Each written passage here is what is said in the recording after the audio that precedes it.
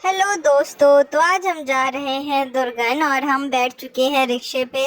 Rickshaw हमारा चल चुका है। थोड़ा सा मैं ब्लश मार रही हूँ, थोड़ा सा खूबसूरती भी मुझे अपनी दिखानी है।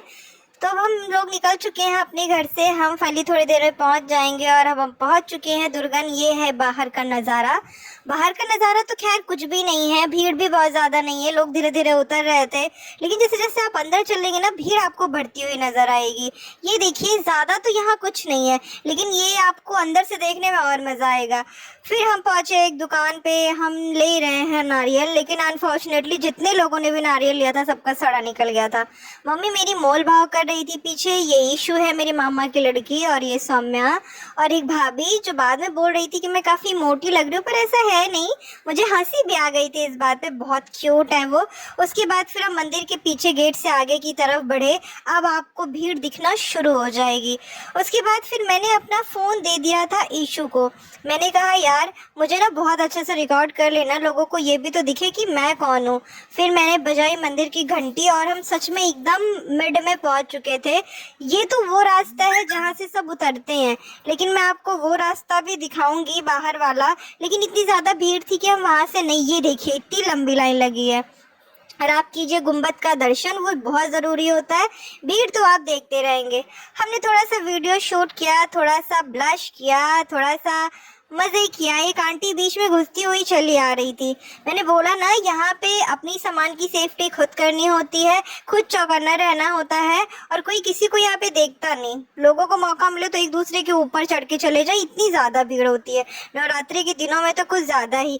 फिर हम घुस गए थे मंदिर के अंदर। हमने बहुत थोड़ा सा माता रानी का दर्शन किया, क्योंकि भीड़ इतनी ज़्यादा थी कि हम ज़्यादा देर अंदर रुक नहीं सकते थे। हम फटाफट बाहर निकाल दे रहे थे।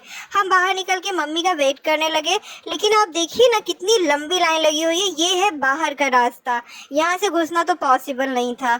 अब आप मंदिर को भी पूरा देख लिए हैं, तो अब फिर हम मम्मी का वेट ही कर रहे हैं। मम्मी अभी आई नहीं, लेकिन फिर मम्मी आ गई थी तो वो थोड़ा सा धूप दीप करने लगी, थोड़ी सी पूजा की उन्होंने, क्योंकि मम्मी को पूजा पाठ करना भाई बहुत ही अच्छा लगता है, बहुत देर तक करती हैं वो। तब तक आप देखिए थोड़ा सा मंदिर का व्यू।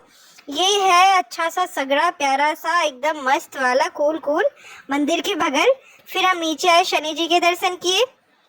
उसके बाद फिर हम नंदी बाबा के पास गए और पहुंच गए बाद में फेवरेट शंकर जी के पास, जो कि मेरे फेवरेट भगवान है। उसके बाद फिर हम गए हनुमान जी के मंदिर। मैंने अब की बार पीयूष को फ़ोन दिया था, क्योंकि वो थोड़ा सा लंबा है, तो मैंने कहा भाई तू अच्छे से शूट कर लेगा, और मेरे हनुमान जी को भी सबको दिखा देना, दर्शन कर लेंगे। बोलो बजरंग बली की जय। फिर हमने लगाई थोड़ी सी फेरी। यहाँ पे फेरी करने के लिए जगह बहुत अच्छी बनी हुई है, मज़ा आ जाता है यार फेरी लगा के। वैसे बहुत पीसफुल प्लेस है ये। फिर मैंने माथा टेका और थोड़ा सा मन्नत मांगी कि मुझे फटाफट एक सरकारी नौकरी दे दो, जिसमें मम्मी को बहुत सारी खुशियाँ दे सकूँ।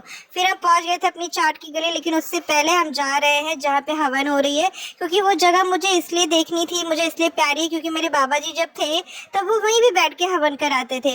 मैं अचानक से पहुंची ना, तो मुझे इतना जोर रोना आ गया यार कि सारे पंडित बैठे थे लेकिन मेरे बाबा जी नहीं थे। मतलब मुझे बहुत अजीब सा लगा ये चीज़, मेरे आंसू थोड़े से आ गए थे। फिर हम वहाँ से वापस आए तो हम चाट की दुकान पे आ गए।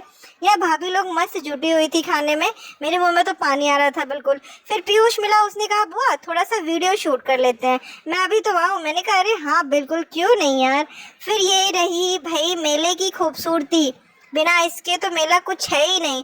अगर क्लिप्स, पर्स और ये बैंगल्स, ये सब चीज़ें ना रहें तो फिर लोग, आधे से ज़्यादा लोग तो दर्शन करने जाए ही नहीं माता रानी के, है ना।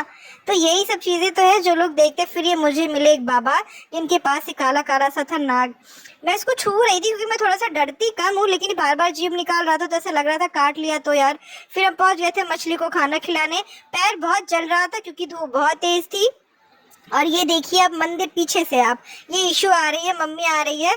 मम्मी ने आटा लिया हुआ था और मछली लेकिन एक भी नहीं आई थी। हम एक एक आटा करके गोली गोली फेंक तो रहे थे, लेकिन मछली मुझे लगता है बहुत अंदर चली गई थी, वो एक बार भी ऊपर नहीं आई है। लेकिन फिर हमने सोचा चलो ठीक है, अगर बाद में मिल जाएगा तो खा लेंगी। और फिर हम हो चुके थे रिटर्न, हमें हमारा रिक्शा मिल गया था। ब्लॉक तो हमारा छोटा था, लेकिन हमने 3-4 घंटे वहाँ पे बिताए थे। मैंने थोड़ा सा मस्ती की और उसके बाद फिर आप देखिए पीछे का व्यू।